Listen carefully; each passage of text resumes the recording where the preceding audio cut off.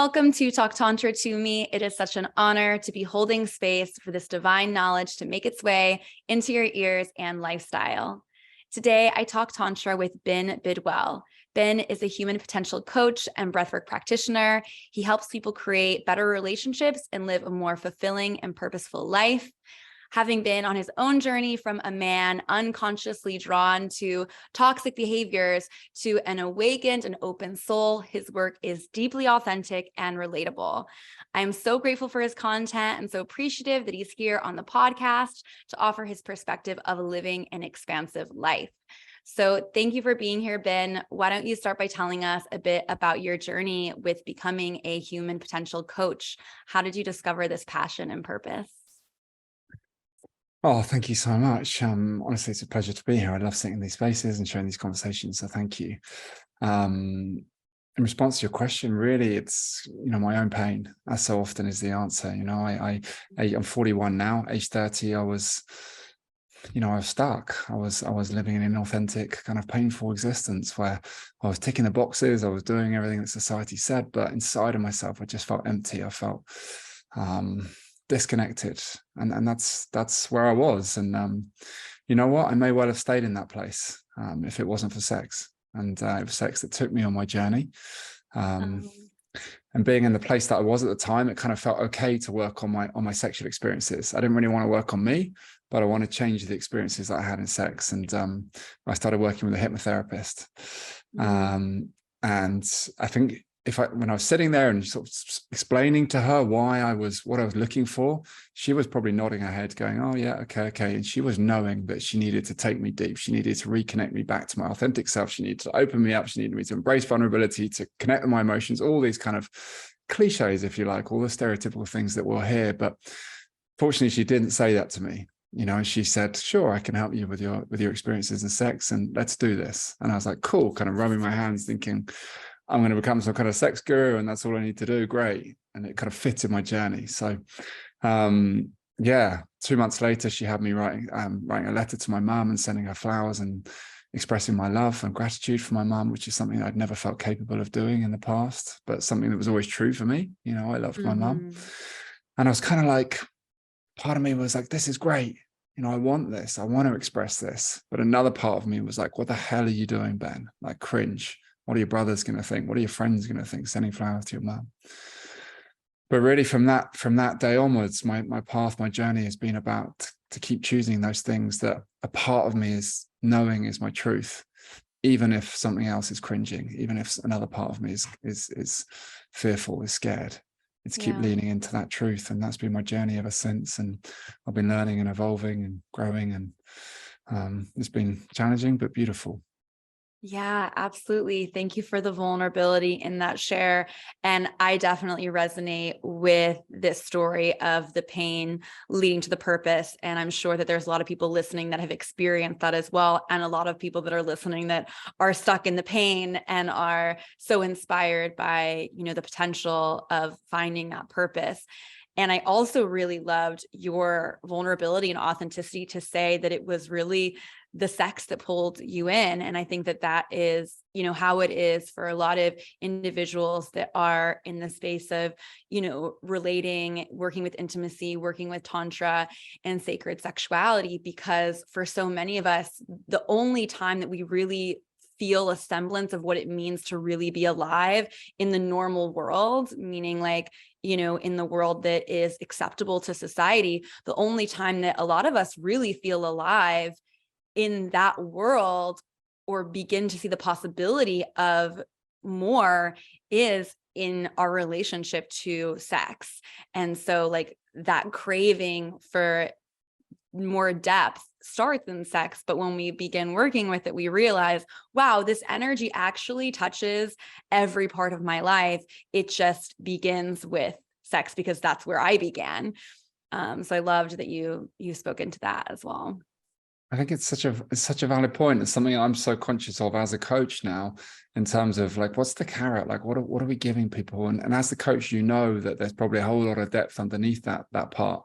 Yeah. But we've got to kind of dangle the carrot, because I know, as I said to you at 30, if she said to me, Ben, we're going to connect you to your emotions, we're going to do all that stuff, I really was like, no, like it's not for me, wrong person. I just want to learn the sex bit, you know? Yeah. So it's really, having gone on that journey, it's really useful information. And that's why I see sex and relationships as such a useful tool to help people go on this journey, for sure. Yeah, it's Yeah. beautiful. Absolutely, our deepest initiations. And where does this bring you now? So obviously you had this beautiful journey with this coach and probably a lot of other experiences. How has that impacted you, and where does that bring you in this moment and how you're working with individuals? Yeah, so my pain really was that I was so numb, so devoid of life, so disconnected to my values, to my truth. Yeah. And I say that without any shame, because that's the world. The world taught me that way. You know, as a man, don't connect, don't be open, don't be vulnerable, don't be sensitive. And these are all things that, to me, in my heart, I really wanted to be. My mum was a nurse, and she showed me like that divine feminine energy of beautiful, sensitive energy, beautiful, nurturing, such care and attentiveness. And I valued that so much, but in a world that said to me, you can't express that as a man. And so I really numbed myself out, you know, to the extent that when I started my journey at 30, I remember having experiences going on personal development retreats and, you know, the very beginning. And I remember being told like, geez, Ben, like you're just dead inside. There's nothing there. I can't get through to you. There's, you know, to kind of give you a shake. And I was like, I didn't even take it as an insult. I was like, yeah, I know, like kind of almost a badge of honor. Yeah, I am. You can't kind of hurt me. You can't touch me. So really it leads me to a place now in my work in wanting to help people feel alive on the inside, to let go of all the conditioning, to let go of all the shoulds and the meant to be's, and to feel into actually who they're truly born to be in this world, and to how to show up in that place. And it takes vulnerability, it takes courage, but it feels good on the inside, which is the opposite of what I had in the past. You know, my life looked good on the outside, but it felt empty on the inside. So it's really that path. Yeah, I definitely resonate with that sense of having a badge of honor in how resilient, how like tight and wound up I was. And I think that there is something to be said for being resilient, but there's something completely, you know, different to say about being vulnerable and knowing when to, you know, channel each of these different energies. And to me, you know, the idea of vulnerability really is about being naked in your soul. And I know that your name on Instagram is The Naked Professor, which I absolutely love. And I'd love to hear why you call yourself The Naked Professor. Yeah, I mean, you just touched on it, except I kind of went a stage further. I don't know how far you scrolled in my profile, but my journey started out that I wanted to express my story, and I wanted to express myself, and I wanted to bare my soul and rip off my mask and just be naked, to be totally raw and vulnerable and open. Yeah. And the way I did that at the beginning to kind of capture my story, to capture people's imagination, was to capture imagery of me in that state and then talking about it and writing about it. So I went to some iconic locations in London, and I stripped off my clothes, and I worked with a photographer and captured these images of this silhouette, always from behind, you know, always professionally done, but of this guy kind of boldly showing himself, expressing his vulnerability, expressing his truth. And that was my kind of hook into my story. And so, yeah. And then I hoped at the beginning that my images would kind of create my hook, but it was really my writing, my story, my message that I wanted people to engage with. So bit by bit, I've tried to kind of just keep myself emotionally naked, but without having to run around town capturing these images at 4 o'clock in the morning when no one else is awake. I love it. I used to do, in my early 20s, I did a lot of nude modeling, like artistic modeling. And it was a big part of me, like reclaiming my relationship to my body. It was kind of one of those circumstances where my outer world started to really impact my inner world. So like I started doing it because I was like, oh, pays well and it's artistic and I like art. But it really reframed my whole relationship with nudity and, you know, in relation sexuality. So I totally feel that. I didn't scroll back far enough, but I'll definitely have to take a look. So yeah, thanks for sharing that story. That's such a juicy little piece. No, it's beautiful. Thank you. And I was trying to say thank you for sharing yours as well, because I do think there's something in like being vulnerable enough. Are we prepared to be vulnerable enough to let ourselves be fully seen? you know, without any masks, without any clothes, without like, how vulnerable can we go? Because I know for me, a big drive in me continuing on this journey is that I was so devoid of connection in my 20s because I was so empty, so numb. I couldn't feel, I couldn't experience. I could tick the boxes in relationship, but I couldn't, there wasn't anything beyond that really. And a big driver of my journey has been about experiencing deeper connection in my relationships. And to do that, I want to lay myself open. I want myself to be fully seen. I want to be not necessarily comfortable, but I want to be able to go and let all of me be witnessed in relationship, and vice versa, because that is where I experienced the true depth of connection. Just wanted to honor what you said too. Yeah, I use a phrase often called naked soul. My community that I work with here in Austin, I call the Naked Soul Society. And to me, what it means to be a naked soul is to be courageously committed to the nakedness of vulnerability and authenticity and divine love. It's super naked, but it's like to have that courage is just so powerful and creates so much depth for. On that note, from your content, it's very easy to gather that you really believe that all humans are inherently compassionate, loving, and kind. I'm curious what you feel gets in the way of that, because that's not everyone's perspective. I actually started my day to be super vulnerable. I was spending the morning with my partner and we had a beautiful lovemaking session, but it ended me like bawling my eyes out thinking about like the girls in Iran right now that are being persecuted. And there's like a set of them that are virgins, and they were essentially, it's been said that the ruling body there that's imprisoning them are intent to like rape them all so they don't go to like the afterlife when they kill them. And so like I was just like, oh my God, how like it weighs on me, you know? And I also agree with you. I also agree that I feel that all humans are compassionate and loving, but like what is it that's getting in the way, in your words of curiosity? Yeah, thank you for sharing all of that. I feel you too. It's not to get lost on it, but it is hard in this world that we live in, isn't it, at the time? So I really hear you. Yeah, so what yeah, I know we're empaths. I feel this stuff. It's hard, but it's beautiful. You know, I've learned that it's beautiful. It's beautiful to feel what I mean. So yeah, I'm really clear. I have no doubt that we're all compassionate and kind, creative, expressive. We're all free. But it's our learning, it's our conditioning, it's our traumas, it's our learned patterns that take us away from that state. And I speak firsthand, you know, because this is in my heart. This is who I was. I've always been kind. I've always been sensitive. That was right there. But in a world that told me I shouldn't, and I learned not to be. And I always looked around, and it was cooler to be the bully than it was to be bullied. And in my opinion, in my perception, unfortunately, I hate saying that, but that was how I saw the world as a man. And I tried, you know, I really tried not to be the bully, but I tried to be cool as a man, to thrive as a man. You know, bear in mind, I grew up in the 80s. I lived in this world that showed me Arnie, Sylvester Stallone, Terminator, Rambo, and these men were so tough. They got shit done. They never showed like any perceived negative emotion. They were fearless. You know, there was never sadness in them. They just got it done. They were ruthless.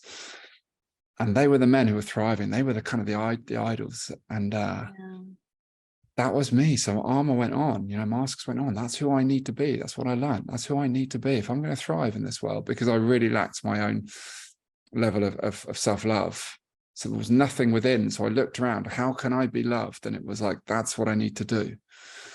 So I put those masks on, and I did my best to, and I see so many others doing the same. And, you know, the more I do this work, and particularly work with men, and the more we create safe spaces for them to uncover themselves, I've never failed to see that kindness, that compassion, that willingness to be open, to be vulnerable, to want to love, to want to connect in every man. There's one man I've got to refer to, that because his story is so powerful, and he's a guy called Michael Maisie, who I've connected with. And he, age 15, he was arrested for armed robbery, and he was in and out of prison for multiple things, including armed robbery, attempted murder. society, bad. And I'm not validating, I'm not saying his behavior was okay. Mm-hmm. But when we look and we understand his journey, and we understand that he was born to an alcoholic mother and a heroin addict father, and at 4 he was sexually abused by his uncle, we understand at 5 he saw the world as a dark and dangerous place. Yeah. And he could either sit in this pain, or he could get to the top and be the one inflicting the pain, but people wouldn't hurt him. Mm-hmm. And I'm not now, again, validating his behavior, but we might start to understand why he started to behave as we did.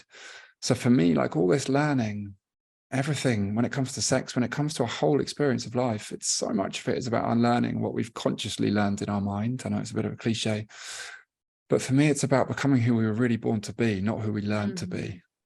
And the biggest challenge we have with that, again, I speak from experience, is that so many of us, when we start our journey, we've been who we've learned to be for so long that we think that's who we really are.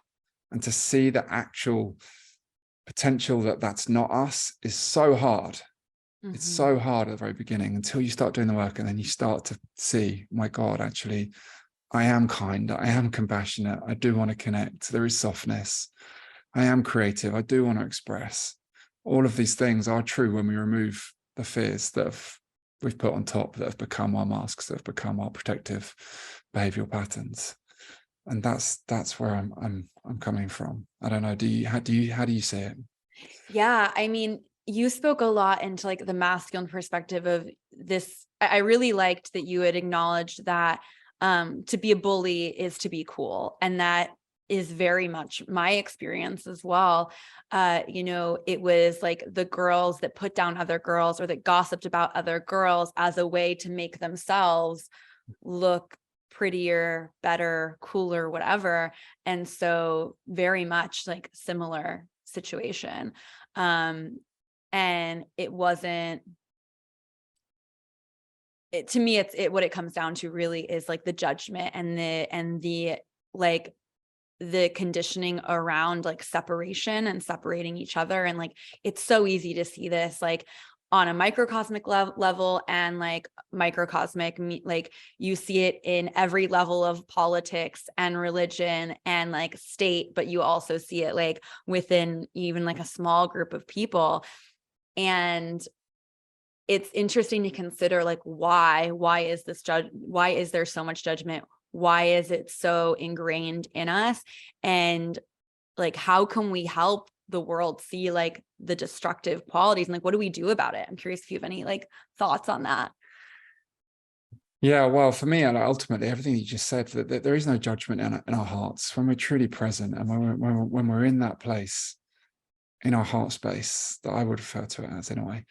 There is no judgment. All the judgments live in our head, and I'm so with you that judgment is once we learn to let go of judgment, we become so much more free, and we empower the people around us to become so much more free. It's a double-edged thing. It's beautiful. In terms of letting go of that, we can certainly like rationally learn all this stuff in theory and understand it all, but to truly embody it, for me, like, breath work has been a really beautiful process, because the way I see as a breathwork teacher, what I see happening with people when they breathe with intensity and with purpose, is that the left side of their brain, the place that we are full of rational judgments, which we need at times, in our jobs, in our working environments, for example. But the left side of our brain quietens, and the right side of our brain, which is full of creativity and our emotions, comes alive. So when we breathe, we can't help but experience what we're talking about here. Letting go, our head becomes very clear. And so much of the feedback, especially when we do one-to-one sessions, is at the end of it, the stillness, the sense of absolute stillness that they're experiencing out of their heads and their heart. In that space, there's space, there's room to actually connect with their heart, because that's all they can hear, that's all they can feel, all they can experience. That for me is a beautiful way of getting into our body and actually experiencing that. Like, who are you in that place? So for me, as with my coaching, breathwork is a beautiful tool when people can't get out of their head, to take them into that place and then speak to them. Now, what's your truth? Now you're connected to here. Now we're not in your rational thinking. Now you're not full of judgment. What's true for you now? And when we see that and we learn to admit that, we give ourselves a chance to change our behavior. We know it's our truth now. So for me, breathwork, to cut a long story short, breathwork is an amazing tool, a beautiful tool to to help people see what is most deeply true for them. Yeah, breathwork does so many amazing things. And the most beautiful part of it is that it's accessible to literally every single person on the planet in any moment at all, ever, Yeah. which I absolutely love. And, there are also other tools that listeners can use that help them essentially drop into like an altered state of mind, one in which, those more judgment oriented parts of the brain are turned off so that the loving awareness, compassionate piece can come through. And there's all the science on that for listeners that are interested. I'm not the person to ask about that. I'm speaking about this in very broad, flowery terms because I'm not a scientist, but the resources are out there and this is real if you're interested. But there are plant medicine experiences to me doing like a session with a tantric practitioner, going on a retreat somewhere where you're going to like have to shift out of your normal state of being and be in community with different types of people and be encouraged to be present with your thoughts. Cause so many of us are, including myself, like I just finished, I've done so much investing in myself over the years, but I continue to do it because there's always another layer that gets peeled back of like, where am I judging either myself or another that's keeping me from, stepping into my potential. So. Yeah, beautiful. Absolutely. I'm with you. My journey continues, just to say, Dr. David Hamilton will bring you the science on kindness and compassion at being our core. He's an author. He's written a number of books, including the most recent, I think is called Why Woo Woo Works. And it brings the science to so much of this stuff. Why what works? Why Woo Woo? Have you heard of Woo Woo? That. Yeah, of course. I know what woo woo is, but I haven't heard of this book, Why Woo Woo Works. I love the alliteration. Yeah, it's beautiful. He's amazing. So he's cool. Great if people are interested in finding the science. Yeah. Okay, sweet. Lovely resource. So speaking of potential and, going off of the train that I was last on, which was working with different tools to uncover like deeper levels of my potential, and you being the expert, what does it mean to reach your human potential? I'd say firstly to know that it's infinite. I don't know if we ever reach our potential. We're stepping more into it and with a knowing and an understanding that there's more. Not from a kind of it's not enough now, but it is absolutely enough now and there's more. But really our potential is to be all of who we can be. And I know again, I speak from a male perspective and the male journey here, but looking at the male archetypes was a beautiful way for me to see that there was more in me. The male archetypes, people haven't come across that, is that Carl Jung said there was 4 parts to every man: the warrior, the lover, the magician, and the king. And the warrior is the part of us that gets stuff done, really important. It's focused, it has clarity. The magician is the part of us that wants to explore, that wants to grow, that wants to learn, that wants to create. The lover is the part of us that wants to connect, that wants to nurture. And then the king is the part of us that's able to know when to pull in those parts of us and can utilize all of those aspects, and can work with each of those parts. And I see a Western world where we've been going back to what I was saying before about Rambo and Terminator, but we are warriors. We want to get stuff done. We're valued and we're judged on what we achieve, what we do. And it's all about that. It's being tough and strong and getting stuff done.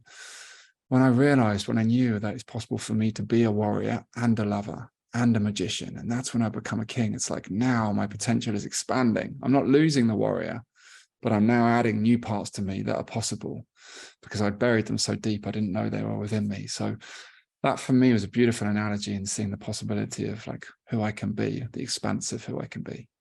Yeah, I love that you bring up the idea of archetypes, because archetypes are so fun for me because it's basically embodying a story or like storytelling. And there are so many different ways to play with it, including, looking at the pure philosophy as you've spoken, but also like every lineage or like religious, community often has archetypes that are in alignment with each of the each of the archetypes that you mentioned. So just as a resource for individuals, if this is like calling to you, but even like working with like modern film and, you know, stories is also a really fun way to embody the archetypes and to consider what archetypes am I currently feeling very strong in, and where do I get to expand? Where is there space for me to step into a greater level of potential? So yeah, thank you for speaking into that as well. Yeah. And can I just share one thing about that as well? I love this example for me is that Leonardus in the film 300. Don't know if you've ever seen that. I think so, but it's been like a long time. Yeah, it would have been. It's a while ago. Leonardus is the leader of 300 men, and I'll cut it. I'm not going to go into the film, but he's the absolute leader. You know, the men without question will follow him into war. And his truth, his clarity and purpose and his direction, and absolutely, he's a focused warrior. When he comes home after battle, you see him surrender to his queen, his wife, his partner, who he can soften and listen to her intuitive beauty. And he doesn't need to like be the boss, be the leader and say, oh, whatever, like, you know, and diminish her, or be the leader and be the boss and hate the fact that she knows stuff that he doesn't. He's willing to soften and be to be that. And it's for me that just in that film there is a beautiful spectrum of what's possible as a man. You can like be that ultimate leader, but also soften to the absolute power of the other people around you. Yeah. And I love that. Yeah, that's beautiful. Thank you for sharing that example. I feel that examples are so juicy for the listeners and for myself as well, because it really gives you the example and the embodiment. And to me, it's an invitation to borrow some of that energy in our own lives, like fake it till you make it sort of energy. So yeah, love that. But you're not even faking it because it's guaranteed in you already. You've just got to learn to express it. Yeah. Good point. So you think you're faking it, but I hear you. It's beautiful. Borrow it. Yeah, you're borrowing it, but it's inherently a part of you. Yeah, it's already there. Yeah. I love that. Yeah, it's your potential. It's your potential. It gets to be unwrapped, unlocked. Yeah. So it's like I'm gonna see if I can express more of my potential, i.e., be something that you haven't been before. And you can call that faking it if you want, but I think it's more empowering if you just say, hey, I'm stepping into some new shoes here. I agree. Yeah. Good reframe.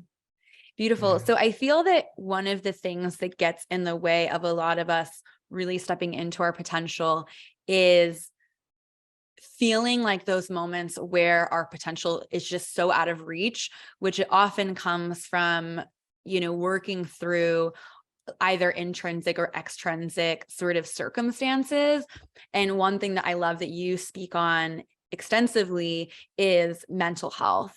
And to me, mental health like has been something I've struggled with. I've had anxiety and depression at various points in my life, you know, bipolar and schizophrenia are in my family. So it's like definitely something that has created like I've felt like resistance in myself to fully step into my potential because of the judgment of, you know, my mental health or mental wellness. So I'm just curious if you could speak into some of your perspective on that.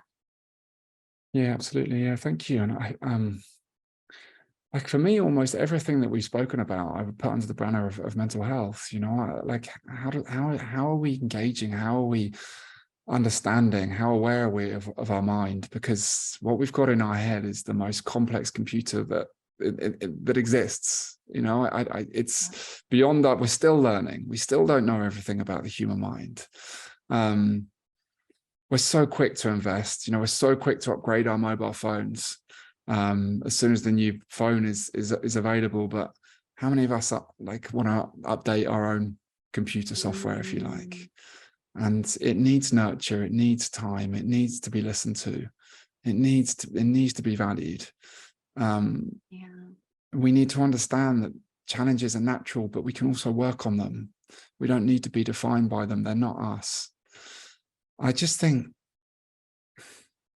if you're going to invest in anything, investing in how you understand your mind, how you engage with yourself, how much awareness you have of your behavioral patterns and everything else, you know, how you feel is what counts in this world.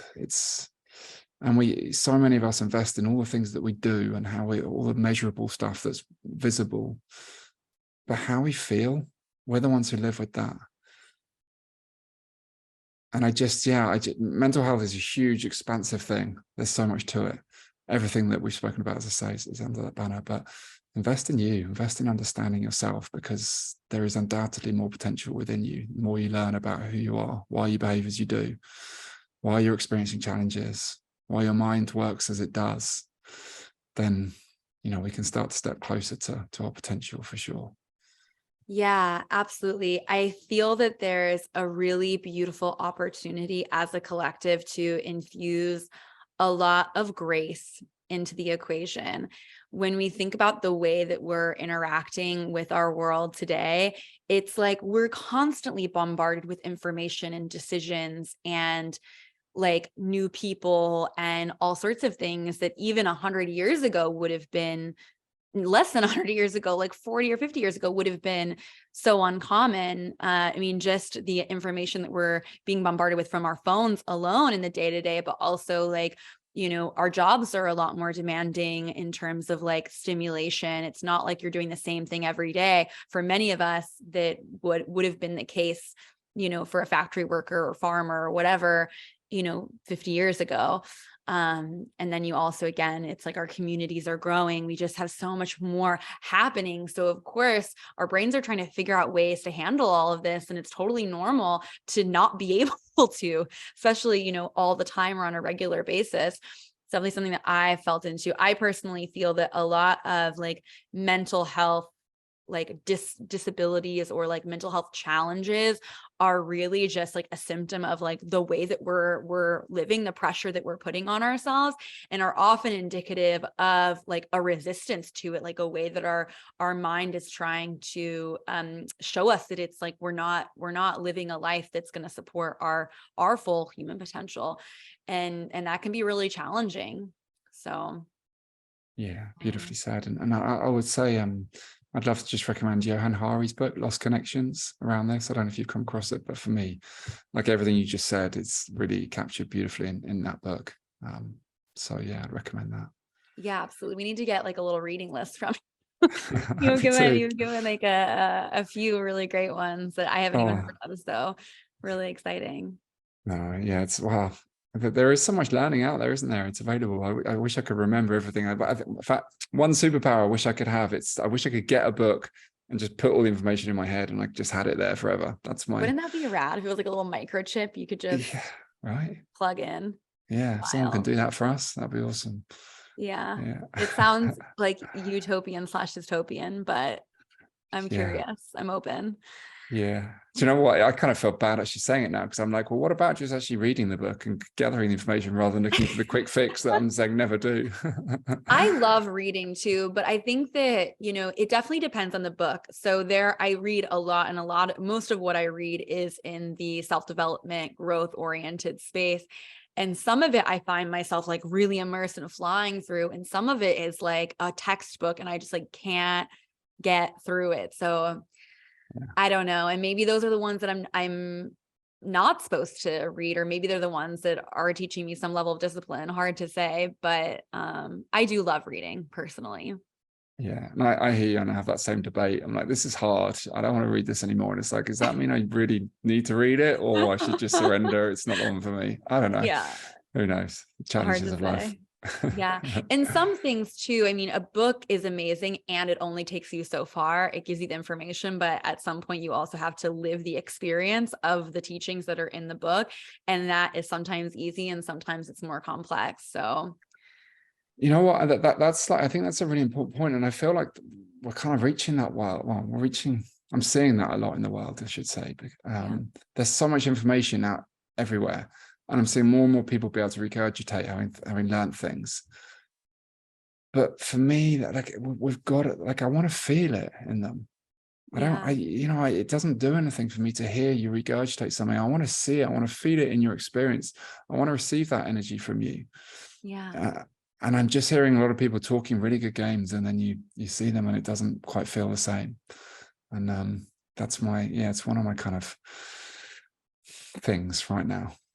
Yeah, I totally agree. And I think that COVID was really great for that, in that it gave people a chance take the time to do the work and to read the books at home. And now it's like, okay, but let's put this into practice. And where are the in-person experiences to facilitate that growth? And that's obviously something that I do. And I think you do as well. Don't you? You do retreats in Greece and Yeah, places, right? Do you want to share a little bit about that? Thank you. Yeah, I do. Yeah, I ran a retreat just before COVID in Ibiza, and I've got another one in Greece next year.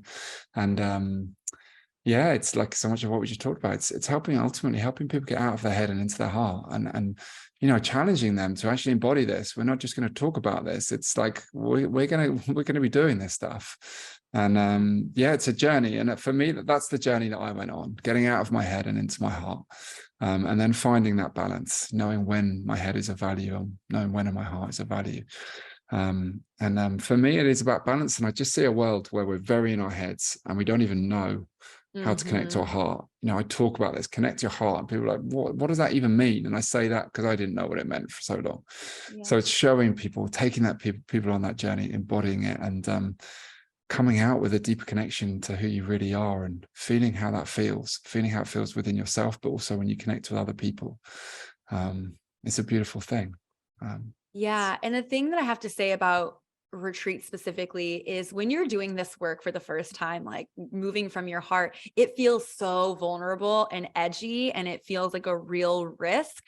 So when you go and do it in a super safe container where everyone in the room is equally devoted to it, it's just so powerful and amazing. And it creates so much evidence so that when you go back to the normal world where you are invited to practice this with your family or your really triggering friend or whoever, you can come from a place of like confidence and assuredness and also just like groundedness.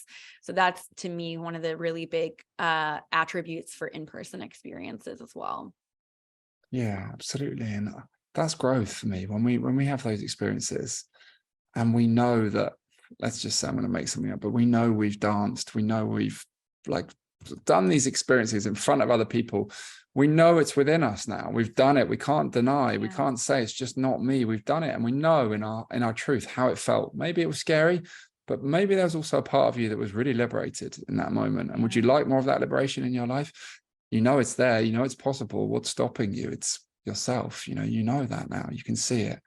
So yeah, actually physically experiencing that, and to experience, like you said, to feel safe, to feel held. It's really magical. It's not easy to find in the day-to-day world that most of us live in. Yeah, certainly in London anyway. Totally agree. Yeah. So I'm really happy with our conversation we've had today. I think it's been super impactful for listeners. I do want to start wrapping up with just a last couple of questions. Is there anything you want to add before we go into that space, or anything you feel inspired to speak into? No, just to say I'm really enjoying it too, and I love connecting. So thank you for having me, and I'm here and excited for the last couple of questions. Absolutely. So I have a bonus question. This is something that I ask all of my guests, and that is, what awakens your arrows? What turns you on? What makes you feel erotically alive? For a long time, I held a lot of shame around this because it didn't make sense. It wasn't manly in my eyes, but really, I've learned. I'm 41 now. I've learned, for me to be turned on, for me to be connected, for me to feel sexually aroused, I need depths. I need vulnerability. I need sensitivity. I need like just basic human qualities. And it's, for so long, the shame lived in me in terms of when people said, like, ask me the same question, maybe in a more basic way. What fantasies do you have? Like, how would you like me to dress up? And I was like, yeah, like what I'm seeking is a real deep connection that impacts and connects me to our hearts, like to feel you, to be open and vulnerable in each other's company, and to feel that experience. That turns me on. A raw, naked heart, in short, is what turns me on. Yeah, beautiful. Deeply resonate. And where can listeners find you or support you? Yeah, thank you. I mean, God, I haven't made it to TikTok. It's all on Instagram. Same. It's Ben. Okay, good. It's just, actually, to be fair, I tried TikTok, but they just censored everything that I put up. So I was just a no. Okay. So Instagram's more liberal in that respect. Yeah, believe it or not. Wow. Okay, awesome. Yeah. Yeah, it's Instagram for me. It's Ben Bidwell _ the Naked Professor. And my website is www.benbidwell.com, and everything goes there really.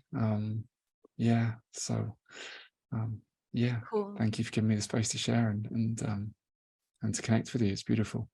Yeah, absolutely. And I'll have, these opportunities and your website and Instagram linked in the bio. So if you're listening, you can find it there. So thank you again, Ben, for joining me. And I also want to express my gratitude to the listener. Thank you once more for opening yourself up to the idea of sacred sexuality. With so much gratitude and love, have a sexy and spiritual day. And I'll catch you next week on Talk Tantra to Me. Ta-ta.